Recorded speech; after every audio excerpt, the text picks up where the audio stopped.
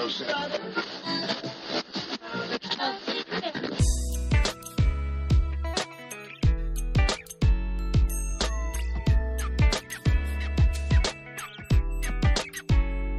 everybody, and welcome to the Pre-Accident Podcast. I'm your loving host, Todd Conklin, and I'm here to have some fun with you today. So this podcast, I think you'll find interesting. Actually, what I think you'll find this podcast is encouraging, because today's guests are pretty special people. There are a couple folks that work in an organization called ORCHSE. And if you are in the organization, you know what it is. And if you're not in the organization, I'm pretty sure that makes no sense at all. But there's good news. There's a giant web page full of information, but I'll give a brief description. Now, the folks that are going to talk today are Dee Woodhull and Stephen Newell. And I got a chance to talk to both of them at a meeting in Washington, D.C., and I took it. Part of the reason I took it is because I think this ORCHSE organization is pretty cool. I really like what it stands for, and I really like what it does. But the other reason I took it is because they're actively involved in a big way, really across the world, in a special effort to better understand fatality prevention and serious incident prevention. Now, they would actually stretch it to serious incident and illness. There's a big fancy name for it. But generally, it's being sort of known as FSI, fatality and serious incidents. And they've put together several meetings, all of them really interesting and all of them pretty high-powered, where they brought people together to actually talk specifically about this problem. And so that opportunity to talk to them just seemed wasted not to share it with you. I mean, it's a really good opportunity to talk to them. Plus, they're just great people. I think you're going to like what they have to say, and you're really going to like how they talk about safety and how they talk about safety leadership and safety management systems and fatalities and serious events and snacks that they serve in the meeting. All those things are pretty important, at least to me. Enjoy this podcast.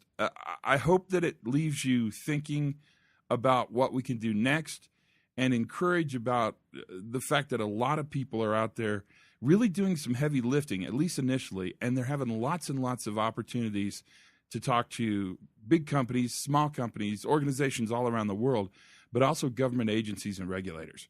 So without any further ado, this podcast features Steve Newell and Dee Woodhull, and they're from ORCHSE, and I think you're going to like it. Sit back and relax. Here we go. First time you came to ORC, do you remember that?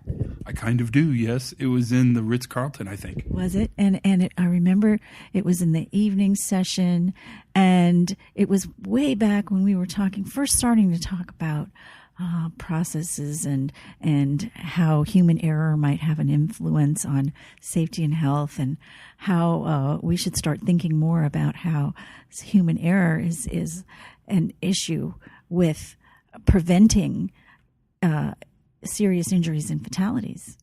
And that was probably, how many years ago you think that was?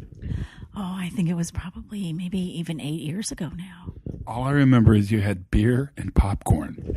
Yes, and since then we have added a lot more amenities to our evening sessions. You had wine? I don't remember wine. I remember beer and popcorn, and it was a giant popcorn machine. Oh yes, I remember the giant popcorn machine. And you know what I remember too was that you were very serious.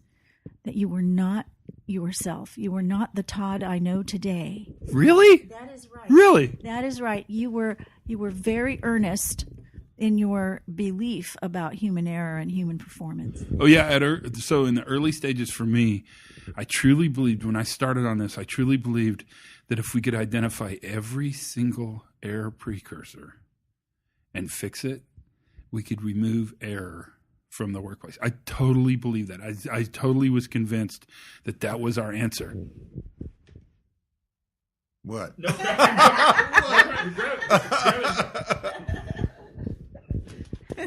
So let me just ask a couple quick questions. So, what do you? So first of all, why do you think I'd ask you to be on this podcast? Well, we've started as a group. We're with ORCHSE Strategies, which is a safety and health environmental consulting firm. We service about 120 large global corporations in 20 different industry sectors. And as you know, we've been focused on fatality and serious injury prevention. our guys have done a really good job getting their injury and illness rates down, but they're still experiencing fatalities in serious cases, and frankly, they've been struggling with why. And so we've been focused on that for the last couple of years, and you've really helped us on that journey, Todd. We appreciate it. So talk to me about what you think is. Talk to me about sort of that why part. What do you think is going on here? What do you see as the future? Where are we going? Yeah, I think that we're in a renaissance in health and safety thinking right now. And what's really cool, and we saw it today because you presented to our group today, is our folks are moving on a journey, and they're starting to view the safety and health paradigm or model differently. And so instead of just focusing on the hazard and the controls and the employee and their exposure to the hazard, they're starting to think about context, the culture and the systems and the process conditions and the human factors. They really set the stage in which the hazard is confronted, and also about capacity. And that's a pretty cool thing. And the struggle isn't conceptual anymore. I think that we've read the books, and including yours, and most of our members are really starting to grasp the concepts, the challenges in the application, and figuring out how to do it, and figuring out how to get it done on the shop floor, and how to pull all of this stuff together in a way that workers can really understand it, and tackle the small size sites that they would be able to do it too. And so that's what we're working on. Yeah, and I think that the real insight that we're trying to give to people, to wake people up to, is that you have to look at work through the eyes of the employee and listen to what they have to say about the process, because they are the ones who understand the process better than anyone else. They are the process. They are they make it happen. And unless we start from that perspective, we can't really make progress in prevention, because we don't know what's going on. Right, Todd? Absolutely. So who are some of the people that you've brought in to talk with the groups that meet? Because you've brought in a bunch of people. And so who'd you bring in, and what did they have to say, and how did they help sort of build the consensus around this journey? That would be actually a really good question. I certainly find it interesting, and I think people would find that really interesting. Okay, so I guess we started out with Tony Mushara as one. Todd was first. We had Tony Mushara come in, he focused on critical steps. We had Rob Fisher in, and who does HOP consulting, and Rob had a kind of an overall model, and he was really focused, I think, some on application. We had Chris Hart. Well, we had Chris Hart. I'm trying to now. I can't think of his name. HVACs. Scott Chappell. We had Scott Chappell in. We started. I think one of the things that really helped me is I started out by reading Reason, which is not an easy read. If you read his book on human error, that's the one where they go. I think in his introduction he goes, "Well, if you're a psychologist, read the whole book, but if not, read X chapters." So I tried to read the whole book, and that was a struggle. But then I read Decker, and Decker was really helpful. We tried to get Reason to come in. We tried to get Reason. In fact, I wrote him a letter because he couldn't find his email. I didn't have one. He probably didn't have one. And I tried calling him, but he wouldn't answer the phone. So I sent him a letter inviting him to come and speak to our group, right? He wrote me back and he said, I'm retired and I don't fly overseas except first class. And anyway, I don't want to do it because I don't want to go anywhere. I'm retired. So that was one of our attempts to get that type of thinking before our audience. And we also had, remember way back when, before we met Todd too, there was this organization that was focused on error prevention. Yeah. And this guy named Kerry Johnson. He was really into the healthcare stuff. Oh, okay. And also, their big thing was the Texas bonfire collapse, right? Yeah. So they were big into these incident analysis and how the human factors, how the human error had contributed to that. Talk a little bit about your work, because you guys have really picked the ball up, I would say on a national level, around this notion of fatalities and serious injuries. More so than anybody. And to an extent, you guys are being super humble, but to an extent, I think you have a different access into government agencies. You definitely have access that other companies wouldn't have, but I think you have a moral drive. It doesn't seem like it's a financial driver. It looks like a moral driver to really tackle this notion of fatalities and serious events. And you've done a lot of work. I mean, you're in, at least in the second iteration, probably the third iteration that I know of sort of pushing out some products to help people think about this problem. So talk a little bit about that history. I think people would find that really interesting. Okay, so we started out basically, I think, trying to understand the concepts, and you really helped us with that.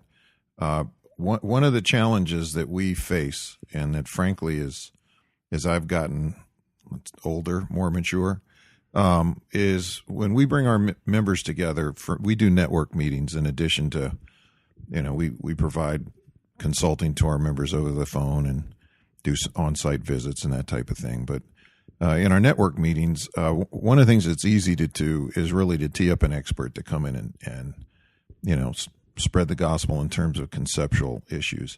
Our challenge is to help the members walk out of there with something that they can implement.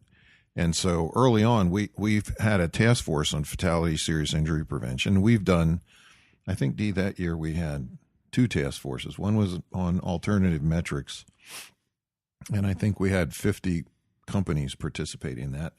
And I think on our FSI prevention task force, we had about 45, something like that. We had over 40. And so the idea was, could we develop tools and approaches and do benchmarking among the member companies in terms of practical approaches for implementing some of the concepts? And we agreed at the outset as a team that whatever we built that had value, we would give away. That if there's anything we could do to help prevent fatal and serious injuries around the globe, we would do it.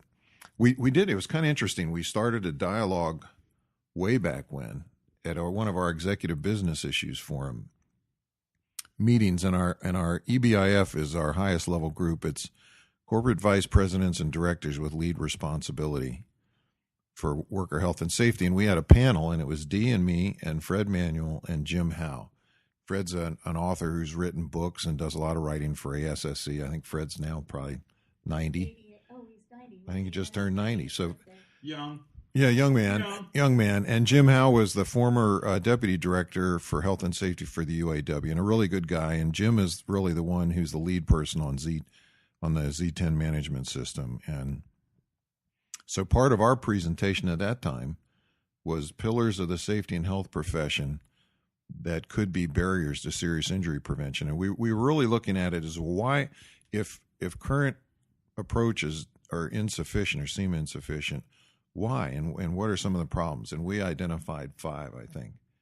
And that was years and years ago. And those were picked up on, and I think they've remained pretty stable, in terms of, I think people still believe that that's the case. And one was the Heinrich pyramid, and the belief that if you take care of the minor cases at the bottom of the pyramid, that it would also take care of the more serious cases at the top, kind of working from the bottom up. And the second was our profession's over-reliance on the OSHA data as the primary and often the sole metric to drive health and safety performance. And the third had to do with risk assessment and the idea that you look at severity of the hazard and likelihood of occurrence, and likelihood, the way we traditionally do risk assessments, was based on past OSHA experience, which there have been studies that have shown that there's no relationship between OSHA rates and the likelihood of a fatality. And Dee's really the one that pushed that, and pushed having substituting the degree of control, or using that to determine likelihood instead of using OSHA rates. I think the fourth one we looked at was the whole idea that the belief that people felt that higher level controls were cost prohibitive. And, we had done a study for AIHA. We built a model that demonstrated the value that industrial hygiene brings to the business. And one of the things that we found is actually higher level controls bring the best economic value. And then the last one was kind of the mistaken belief that most injuries result from unsafe acts and employee mistakes. And we felt even way back then, this might have been before we met you, Todd. I think it was that. Oh, yeah. Yeah, that basically that that was based on flawed incident investigations, and so we knew that, and we called these pillars of the safety and health profession because they really were longstanding beliefs that a lot of what we do was based on, and it always amazes me because I think that we are perceived as a science-based profession, but I think a lot of what we do is based on belief and kind of lore and assumptions that really haven't been validated by the data. Well, misinterpretation. The whole Heinrich thing is a misinterpretation of what he meant. Yeah. Well, it might have been what he meant, but I think it's a misinterpretation. The Heinrich pyramid, the safety triangle, is accurate descriptively. There are more minor cases than serious, but they're not predictive. It's not predictive for fatal and serious incidents. Right. So we started down that journey, and then we realized there was a problem. That's when we started reaching out to experts, and you were a big one, Todd. You were great, and so we used you and some of these other folks, and then we got our task force going, and we were building tools to do different steps. So we built a tool that was a different way to do a risk assessment. We built a tool that you could use to identify precursor situations to fatal and serious incidents. And where we struggled, and we're still struggling trying to figure this out, was how you integrate human and organizational issues, organizational deficiencies, I call them, I guess, into your risk assessment process, because not all risk is equal. And, if you just look at the hazard and the control and you don't think of the context, you don't have a real robust assessment of the risk. And so that's where we're working these days. So let's go one other place. Thomas Kuhn, you guys know him? So Thomas Kuhn is a philosopher, researcher, physicist, and he really studied sort of the culture of science. And he talks about the invisible college. And it's the peer-related relationships that all scientists have to one another. And that advances in physics, for instance, which is what he was fixated on, are really the sum total of many individual physicists struggling to solve problems. In many ways, I see what you guys do as sort of creating this invisible college. These are organizations that, in many cases, are competitors. I mean, I certainly sat in a meeting today between Verizon and Sprint. That's all I'm going to say. I mean, I don't think we need to say more. I mean, right? You really have worked diligently for a long time to create an opportunity with the door closed for people to speak open and honestly and to really share information, not only across discipline, but across the industry, or maybe I mean between industries, internally to industries. That, I think, is an amazing difference that probably doesn't exist in the quality arena. It might, but I'm not aware of it. I don't know if they get together and talk about quality this way, but they talk about safety this way. That power of peer-level, pretty significant companies getting together to share openly and honestly information, I think has moved our thinking and our profession forward. That opportunity that you provide is pretty important. Talk to me about sort of how this all started. I mean, how did it begin? ORC began in the 1920s with John D. Rockefeller. Really? Mm-hmm. And I don't know all of the details, but it was developed as a forum for companies to come together and talk about issues related to labor. And Rockefeller started it because his mines had some deadly conflicts with labor unions or labor. And to him, it was, a wake-up call that something needed to be done to resolve these things. So ORC, it was called Industrial Resources Counselors at the time. And that, I think the year was 1922 when it started. Mm-hmm. And so the company, it was a nonprofit organization in the beginning, and it kind of developed into an HR firm and through the 40s and 50s. And then in the early 70s, the Occupational Safety and Health Act was passed. And there was a need, or there was a perception that companies wanted to come together and talk about OSHA issues and how to be in compliance with this new law. And there were a lot of issues about developing regulations and all that stuff, and it kind of grew from there. And in the early years of ORC, it was then the name changed sometime, I'm not sure when, to Organization Resources Counselors instead of Industrial Resources Counselors. In the early years, it was really focused on regulatory stuff and U.S. regulatory things. Then, probably in the late 80s and middle 90s or early 90s, it started to kind of change to being more about advancing health and safety, going beyond compliance, and becoming better. And so that has been the latest development, or the latest evolution of our company is, companies have seen the light and seen that there's an advantage in becoming more and more proficient and more excellent at prevention and promoting health and safety. And so we'd spend less and less time on regulatory stuff in our meetings. In fact, we kind of just push that off to a newsletter now. We rarely talk about regulations or compliance issues, and we talk about how do we prevent fatalities and serious injuries, how do we get better, how do we do everything better in health and safety. And so we're very proud of that. See, that's a story I didn't know. This is pretty good to know. It's kind of funny. So I've been with ORC about 15 years. Before that, I was on OSHA's executive staff, and I used to come to ORC meetings and threaten them, to be honest with you. But if you do health and safety, it's one of the best places in the world to work, I think. And one of the reasons is, and I was shocked. I remember my first meeting I went to, I think it was Amico. One of the companies was presenting something that they had spent a lot of money to create, and they were sharing it with all the other companies. And I sat in the back of the room, and I asked the rep, I said, I don't get this. You guys spend a bundle of money on this. Why are you sharing? And he said, we made a decision as an organization a long time ago that we would not gain competitive advantage on worker health and safety. So that's kind of been the MO.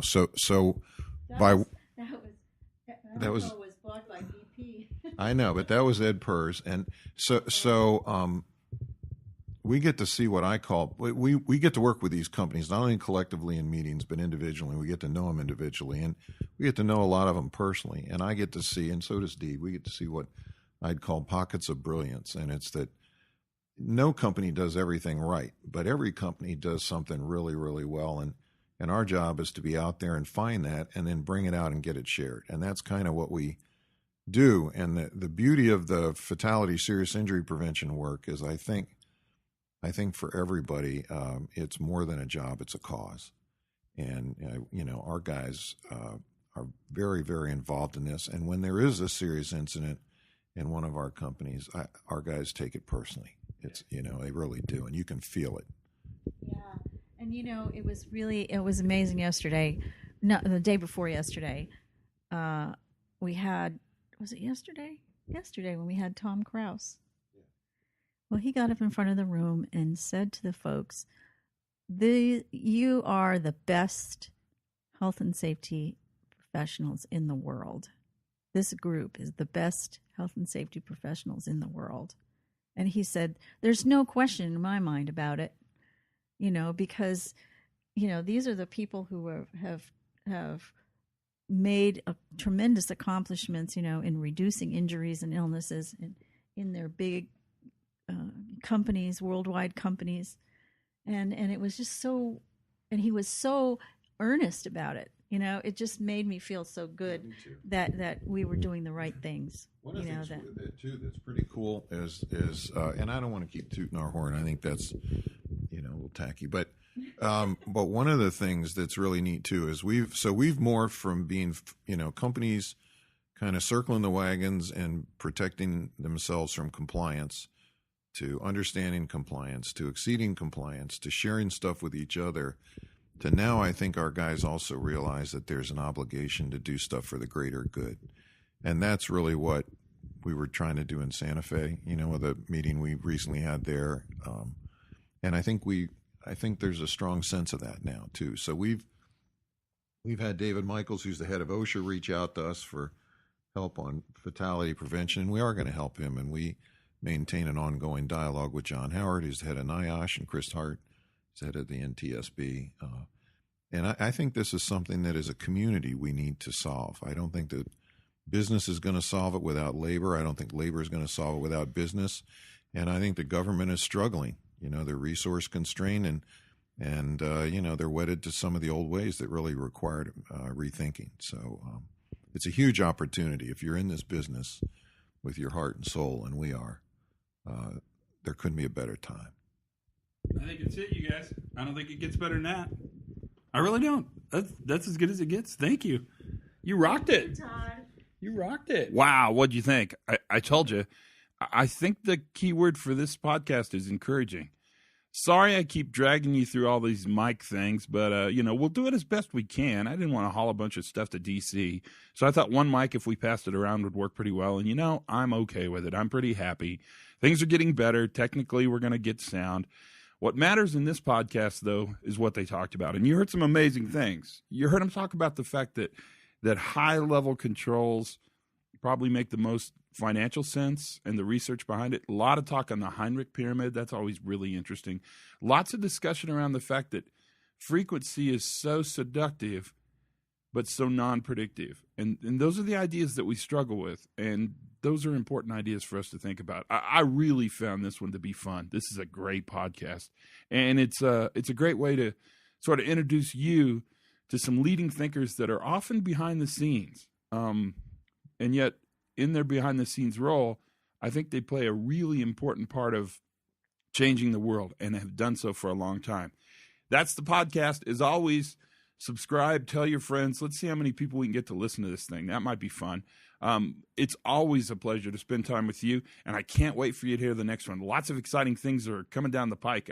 I'm really pretty pleased with how this is working out. Until then, I'm Todd Conklin. This is the Pre-Accident Podcast. Be safe.